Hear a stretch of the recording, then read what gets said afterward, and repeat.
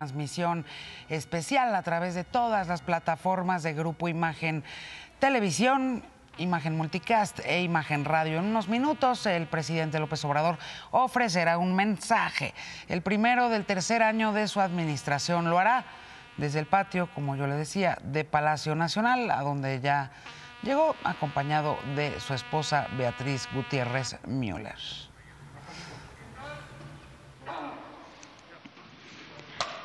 El presidente de México se dirige a la escolta de bandera para saludar a nuestro lábaro patrio.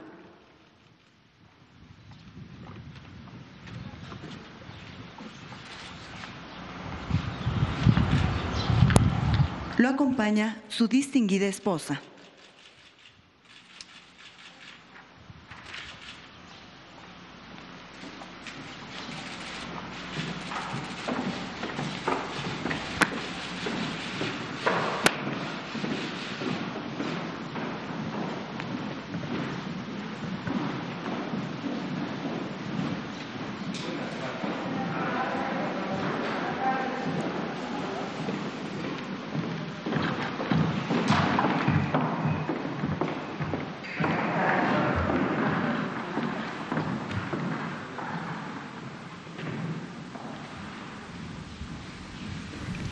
A continuación, se rendirán los honores al presidente constitucional de los Estados Unidos mexicanos y comandante supremo de las Fuerzas Armadas.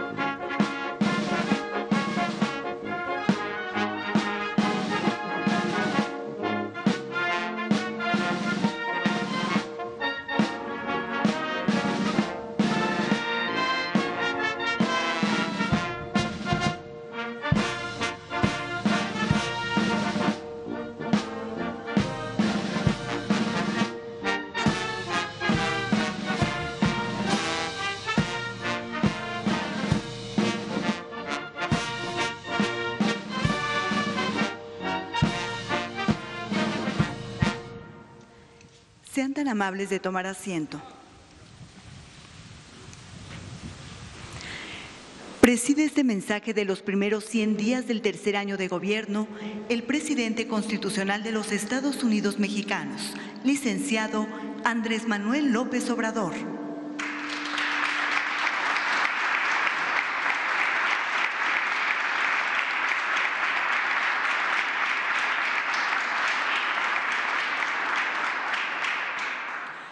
Lo acompañan la doctora Beatriz Gutiérrez Müller, esposa del presidente de la República.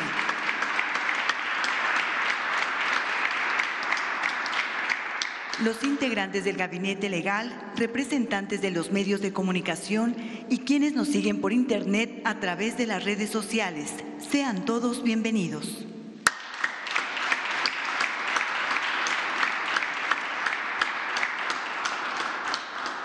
Escuchemos el mensaje que dirige el licenciado Andrés Manuel López Obrador, presidente constitucional de los Estados Unidos mexicanos.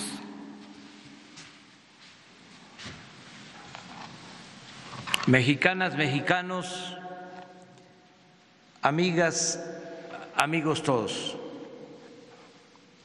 aún con la fuerte pandemia del COVID-19 y otras calamidades, México se transforma y progresa con justicia y paz social.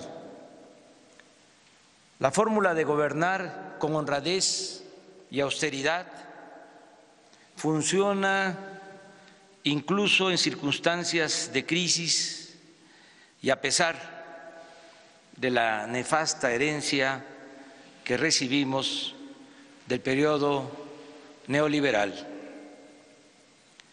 Con la política de cero corrupción hemos podido hacer más con menos y sin permitir lujos o derroche hemos ahorrado cientos de miles de millones de pesos. Se mantienen finanzas públicas sanas. No hemos contratado deuda adicional a lo aprobado por el Congreso. No hemos aumentado impuestos ni se han incrementado por encima de la inflación los precios de las gasolinas, el diésel, el gas y la electricidad. Asimismo, nuestra moneda, el peso, no se ha devaluado y la inflación se mantiene controlada. Los ahorros, por no permitir la corrupción y por hacer un gobierno sin privilegios que evita los gastos superfluos, nos han permitido financiar el programa de bienestar más importante en la historia de México. Las pensiones a los adultos mayores y a niñas y niños con discapacidad, las becas desde preescolar hasta posgrado, el mejoramiento y la construcción de vivienda, los créditos a la palabra, la atención a jóvenes que trabajan como aprendices, el apoyo directo a los comités de madres y padres de familia para mantener en buen estado las escuelas, el garantizar atención médica, medicamentos y vacunas de manera universal y gratuita, entre otras acciones de desarrollo social, benefician a la mayoría de la población. En este programa de desarrollo con sentido social destacan las acciones destinadas a rescatar el campo y a sus pobladores. Ahora los campesinos más pobres, sean ejidatarios, comuneros o pequeños propietarios, reciben apoyos directos para sembrar, se les entregan fertilizantes de manera gratuita y se benefician con precios de garantía en maíz, frijol, trigo, arroz y leche.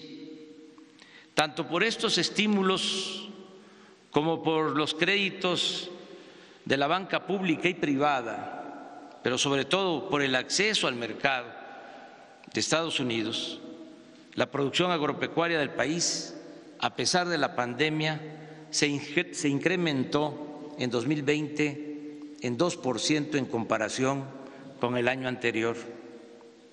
En cuanto a la pesca, también aumentó el volumen de captura de las distintas especies y por primera vez se entregaron apoyos directos en efectivo a 200,000 pescadores de escasos recursos económicos. Mención especial merece el programa Sembrando Vida, por tratarse del esfuerzo más grande de reforestación en el mundo. En esta importante labor trabajan 420,000 campesinos que reciben un jornal de 5,000 pesos mensuales para plantar árboles frutales o maderables en sus parcelas.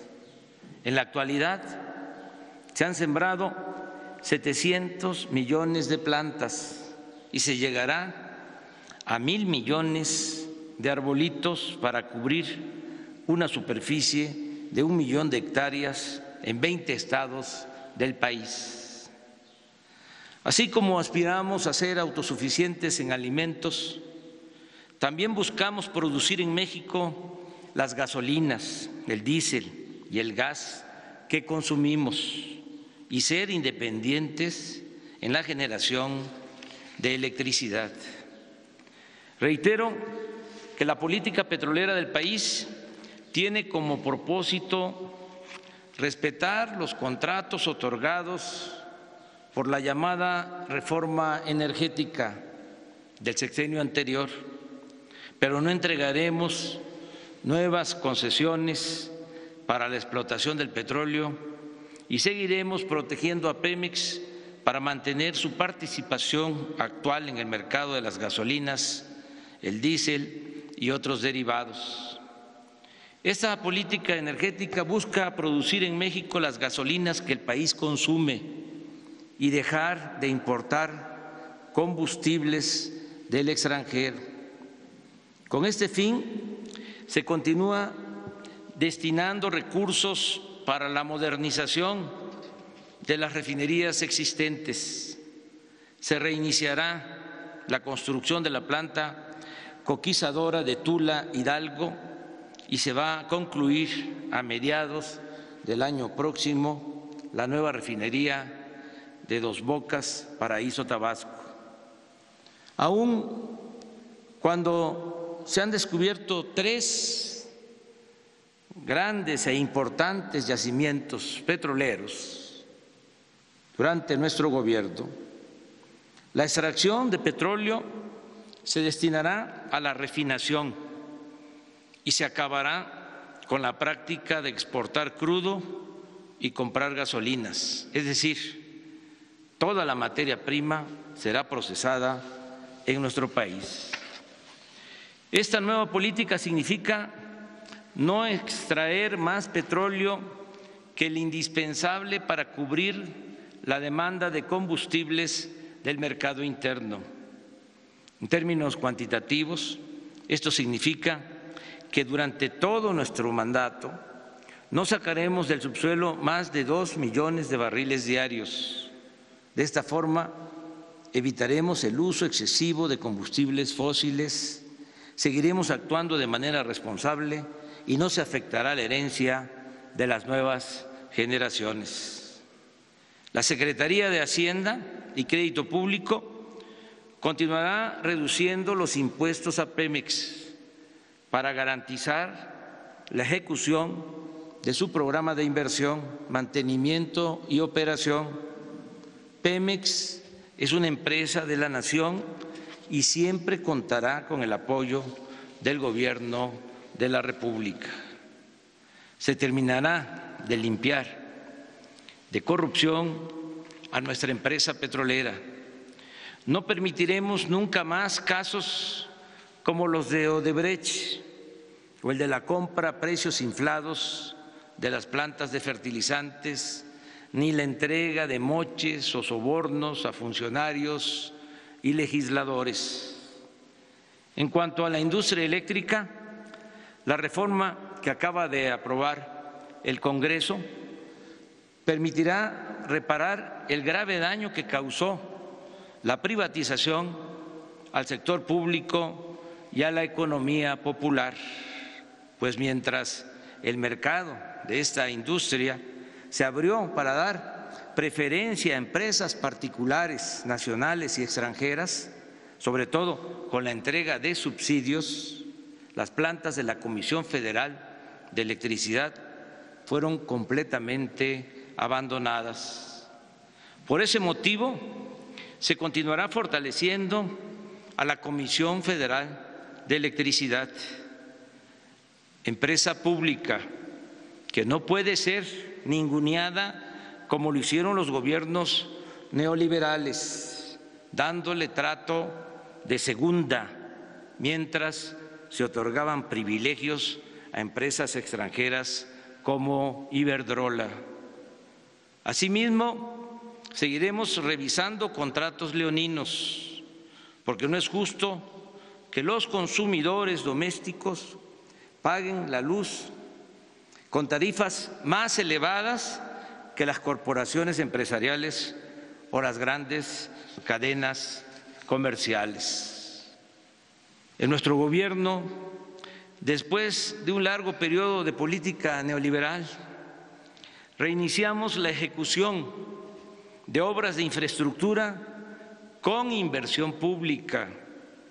Hemos hecho a un lado los pidiregas o las llamadas asociaciones público-privadas, que siempre han resultado onerosas y perjudiciales para el erario.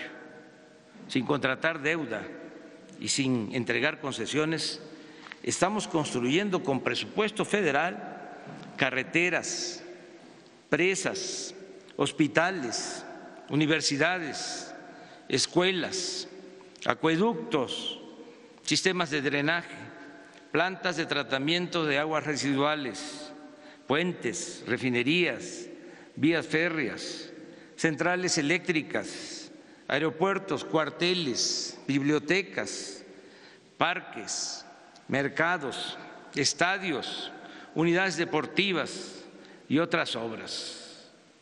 Destacan desde luego la construcción del aeropuerto Felipe Ángeles, el programa integral del Istmo de Tehuantepec para articular puertos, trenes y crear una vía rápida de comunicación entre países de Asia y la costa este de los Estados Unidos de América.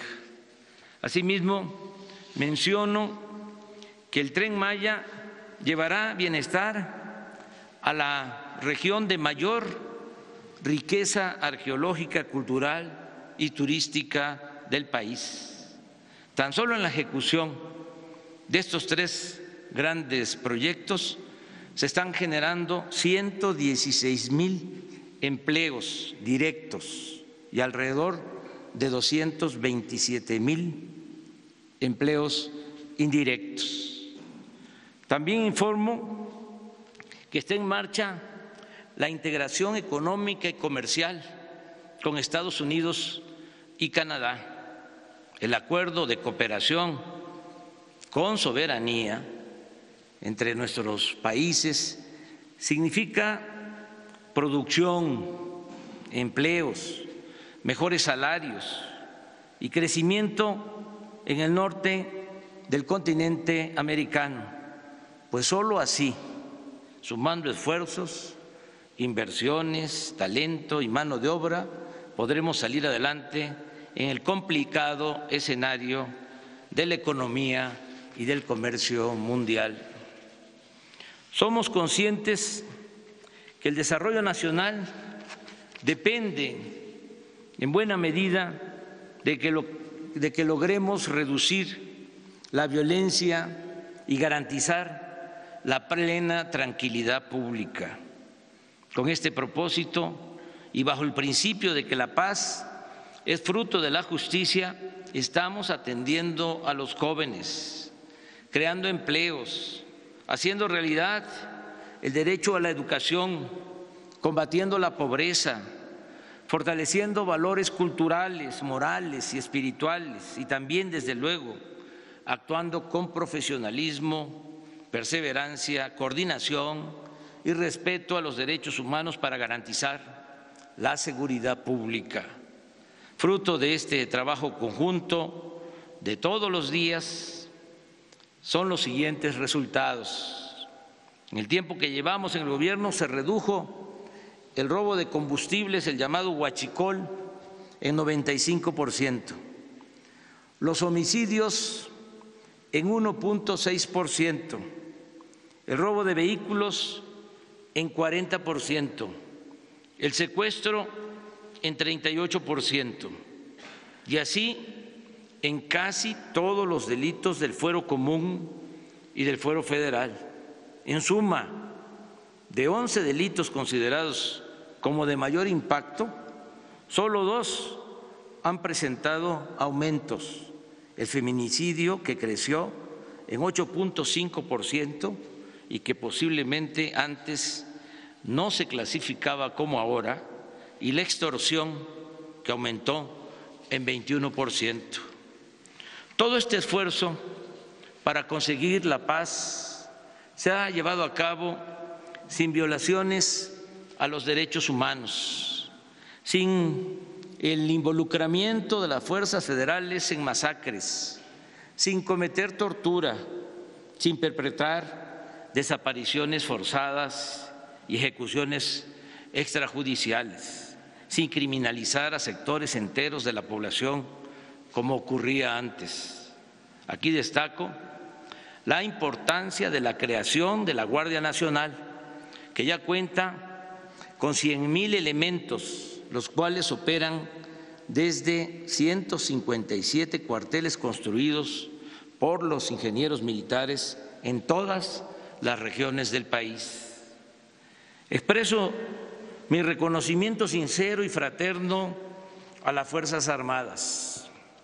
Sin la lealtad de las Secretarías de Defensa y de Marina y sin su entrega al pueblo, no tendríamos los mismos resultados en seguridad, en desarrollo y en bienestar. Con las Fuerzas Armadas ayudamos a la población afectada por huracanes, inundaciones, temblores, incendios y otros siniestros. Y con ellas, con las Fuerzas Armadas, contenemos a la delincuencia organizada e impulsamos la reconstrucción de la seguridad y de la paz en las regiones del país más afectadas por la violencia delictiva. Con personal militar se cuidan las instalaciones estratégicas de la nación, se evita el robo de hidrocarburos, se enfrenta el contrabando, se persigue la corrupción en los puertos y se defiende la soberanía, se protege a migrantes y, por si fuera poco, las Fuerzas Armadas nos ayudan en la construcción de obras de infraestructura para el desarrollo del país. Recordemos que sin los ingenieros militares y marinos no estaríamos en este proceso de construcción de obras y servicios, de acciones tan relevantes como el dragado o desasolve de ríos, la limpieza de playas, la construcción de canales, las sucursales del Banco de Bienestar, los cuarteles de la Guardia Nacional, los viveros para las plantas del programa Sembrando Vida, el manejo de la logística y la distribución de las vacunas contra el COVID. Sin su ayuda no habríamos podido realizar la tarea de reconstrucción o terminación de hospitales que el régimen neoliberal dejó abandonados o a medio construir. El apoyo del personal de salud, de la defensa y de Marina han sido fundamentales para hacer frente a la pandemia, pero también para emprender la construcción del Tren Maya, el nuevo aeropuerto de Tulum y el aeropuerto Felipe Ángeles en Santa Lucía. Adicionalmente, nuestros institutos castrenses han participado en la transformación de la antigua prisión de las Islas Marías en centro cultural, ecológico y turístico. En fin, el apoyo de las Fuerzas Armadas en la transformación de México ha sido, repito, fundamental y estratégico. Sin duda, no habríamos podido enfrentar a la delincuencia y garantizar la seguridad de los ciudadanos con la extinta Policía Federal, que estaba podrida casi por entero, como lo prueba el hecho de que uno de los anteriores secretarios de Seguridad Pública permanece en la cárcel en Estados Unidos, acusado de asociación delictuosa y lavado de dinero. Habría sido imposible ejecutar las obras públicas en curso con empresas constructoras mal acostumbradas, o mejor dicho, acostumbradas al influyentismo, la irresponsabilidad y la corrupción, y con una Secretaría de Comunicaciones y Obras y Transporte que había quedado reducida a una mera oficina para la entrega por consigna de contratos a empresas predilectas del país o del extranjero.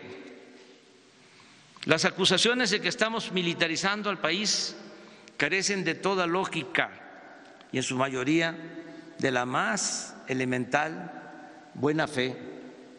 No se ha ordenado a las Fuerzas Armadas que hagan la guerra a nadie. No se les ha pedido que vigilen u opriman a la sociedad, que violen las leyes, que coarten las libertades y mucho menos que se involucren en acciones represivas o violatorias de los derechos humanos. Por el contrario, en esta nueva etapa, la generosa y decisiva participación de nuestros soldados y marinos en acciones de desarrollo, bienestar y paz es refrendo de su lealtad a las instituciones civiles. Esa participación, además, contribuye a dejar atrás la distancia y hasta la desconfianza entre civiles y militares que se generó por las decisiones erróneas y perversas de los anteriores gobernantes. Por eso reitero mi reconocimiento a esas dos importantes instituciones del Estado mexicano, la Secretaría de Marina y la Secretaría de la Defensa Nacional. Gracias, almirante José Rafael Ojeda Durán, se lo transmite, almirante Redondo. Gracias, general Luis Crescencio Sandoval González. Amigas y amigos, en este año 2021 estamos conmemorando los 700 años de la fundación de nuestra ciudad capital. Según se afirma en los memoriales de Culhuacán, se decía: mientras exista el mundo, no acabará la gloria y la grandeza de México Tenochtitlan. También en este año estamos recordando su caída hace 500 años por la invasión española, así como los 200 años de nuestra independencia, alcanzada el 26 de septiembre de 1821. Para nosotros, la historia, como diría Cicerón, es la maestra de la vida, y las culturas heredadas de nuestras grandes civilizaciones han sido siempre nuestra salvación ante agresiones, huracanes, temblores, inundaciones, incendios, sequías, epidemias, malos gobiernos, saqueos y otras desgracias. Por eso no debemos olvidar nuestro pasado. Sus enseñanzas son la base para edificar un mejor porvenir. En este contexto, hemos celebrado ya 3 actos conmemorativos, uno dedicado a Vicente Guerrero, líder popular e independentista, otro para recordar la promulgación del Plan de Iguala y la creación de nuestra bandera, y recientemente, el 25 de marzo, en Chapotón, Campeche, honramos la resistencia indígena y condenamos el racismo.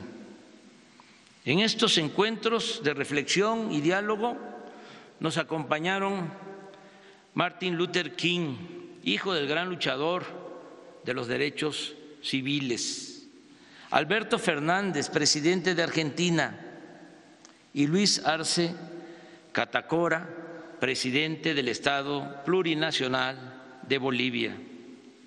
También se tienen programadas para los meses próximos exhibiciones de piezas arqueológicas y códices, así como la participación de delegaciones artísticas de varios países, con la asistencia de mandatarios o líderes sociales o sectoriales de diversas expresiones políticas, étnicas, sociales y culturales del mundo.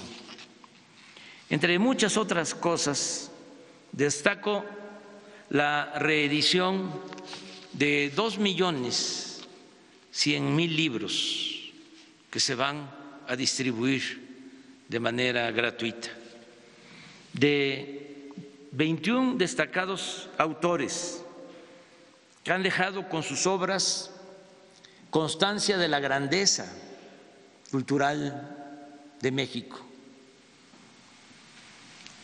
Cito los títulos y a los autores: El laberinto de la soledad, de Octavio Paz;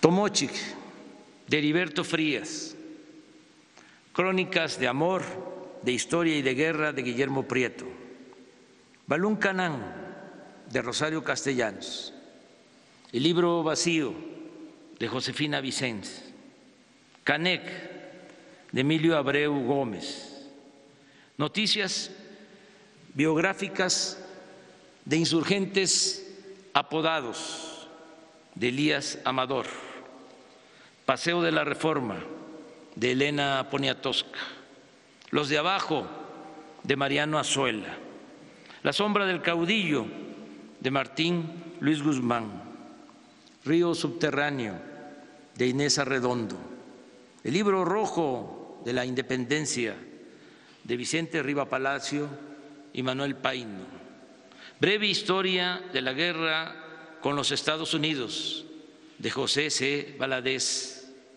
Apocalipsis, de Carlos Monsiváis; Tiempo de ladrones, de Emilio Carballido; Muerte en el bosque, de Amparo Dávila; Antología de la poesía del siglo XIX, de varios autores, mujeres y hombres; Y Matarazo no llamó, de Elena Garro; Tiene la noche un árbol, de Guadalupe Dueñas; Pueblo en vilo, de Luis González y González; La revolución de independencia, de el maestro Luis Villoro. Amigas y amigos, pese del tremendo daño causado por la pandemia de COVID-19, que además del sufrimiento de millones de enfermos ha provocado un inmenso dolor a familiares por la pérdida de sus seres queridos, poco a poco vamos construyendo una nueva normalidad. En estos últimos tiempos han bajado los contagios, las hospitalizaciones y, lo más importante, los fallecimientos. Y precisamente ahora estamos contando con más dosis de vacunas para proteger lo más pronto posible a toda la población.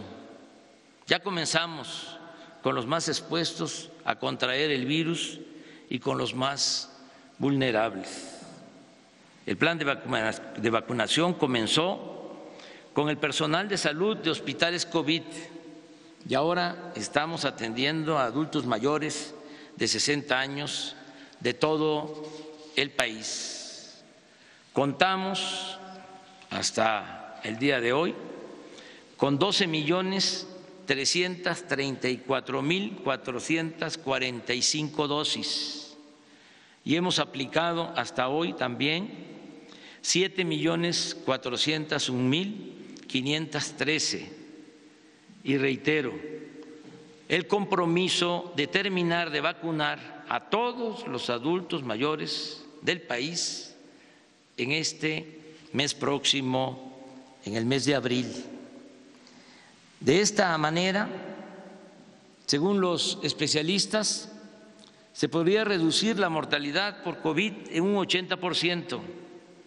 Además, inmediatamente después de concluir con la población adulta, vamos a vacunar a los trabajadores de la educación, tanto del sector público como del sector privado, para reiniciar clases presenciales, de ser posible antes de terminar el ciclo escolar.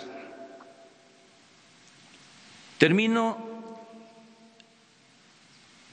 en este caso informando que tenemos contratos para recibir vacunas suficientes y proteger pronto, muy pronto, a toda la población. Además, 2 vacunas se están envasando en México, CanSino y AstraZeneca, y ya se empezaron a producir millones de dosis por semana de estas 2 vacunas. Aprovecho para agradecer a todas las empresas farmacéuticas y centros de investigación por su actuación responsable. Ya hablé de 2 vacunas y agrego Sinovac, el centro Gamaleya, que desarrolló la Sputnik 5, y Pfizer, compañía que se ha comportado a la altura de las circunstancias. Asimismo, en nombre del pueblo de México expreso nuestra gratitud a los gobiernos de Argentina, Rusia, India, China y Estados Unidos. En este asunto tan profundamente humano no hay cabida para el egoísmo o las disputas hegemónicas. Por encima de todo, debe prevalecer siempre la fraternidad universal. En lo económico y en lo social, también vamos saliendo de la crisis.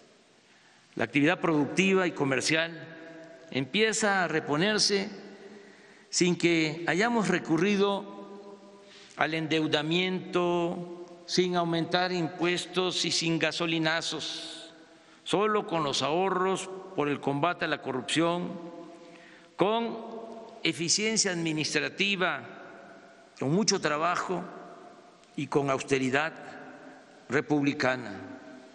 El pronóstico de crecimiento para este año ha ido subiendo y ahora hasta los más precavidos aceptan que será del 5%.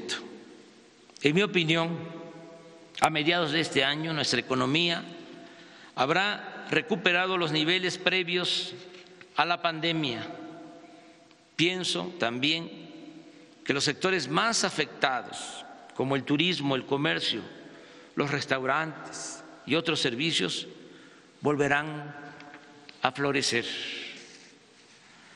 Así también lo indican los resultados, los datos.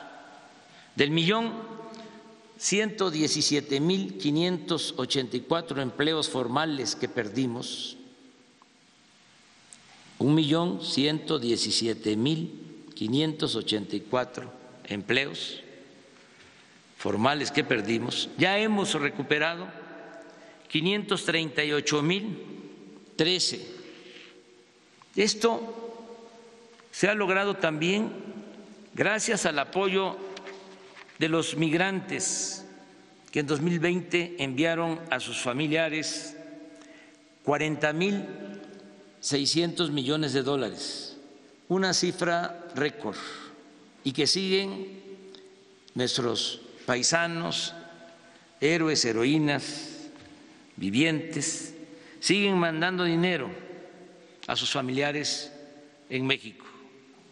En este primer trimestre tenemos datos y hemos hecho una estimación que van a aumentar las remesas en 13% en relación con el mismo periodo del año pasado.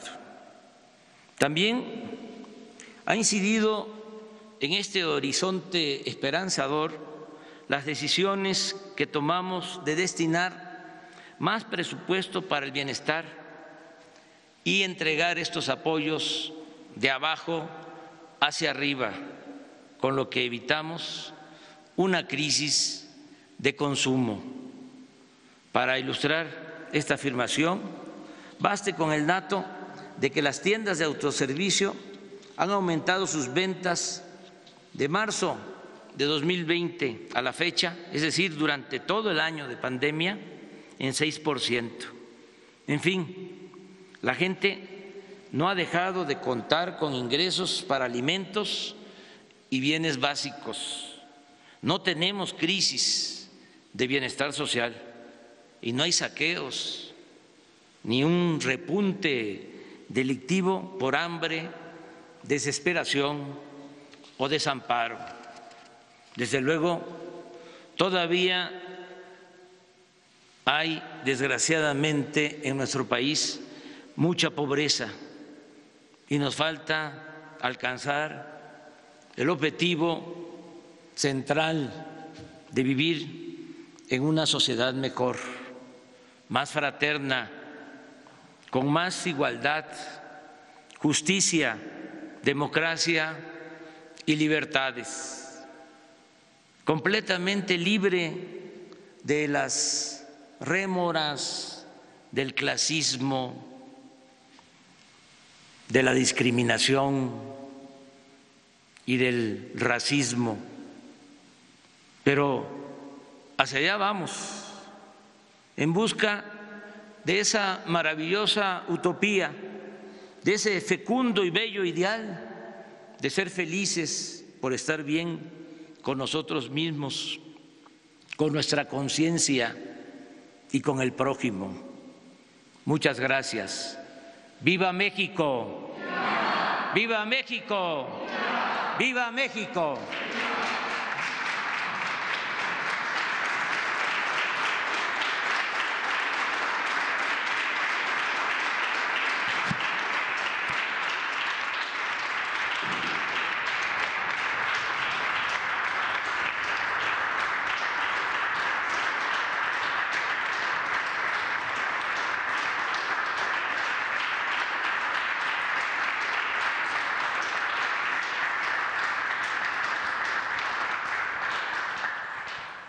Finaliza este evento con los honores al presidente de los Estados Unidos mexicanos.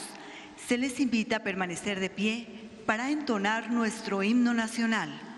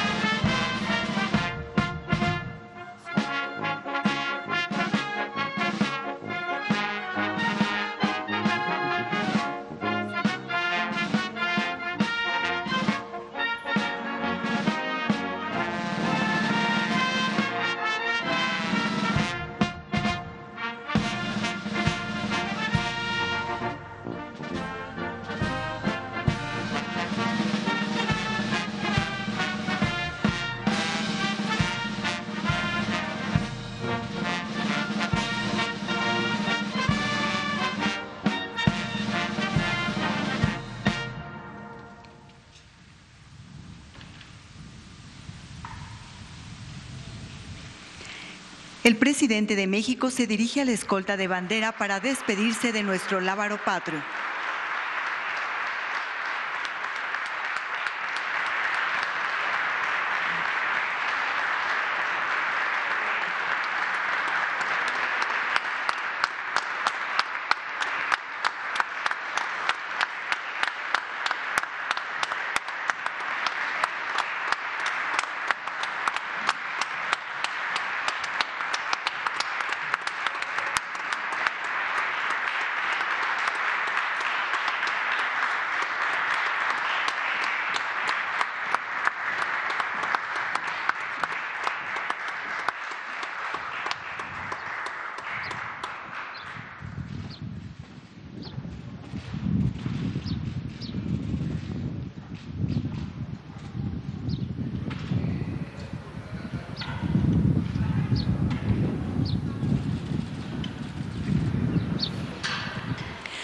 Se agradece la asistencia del presidente de México, de su distinguida esposa y funcionarios que lo acompañaron. Muy buenas tardes. Y bien, la pandemia y la recuperación económica fueron los temas en los que López Obrador centró su mensaje de esta tarde. Esto fue todo en esta transmisión especial.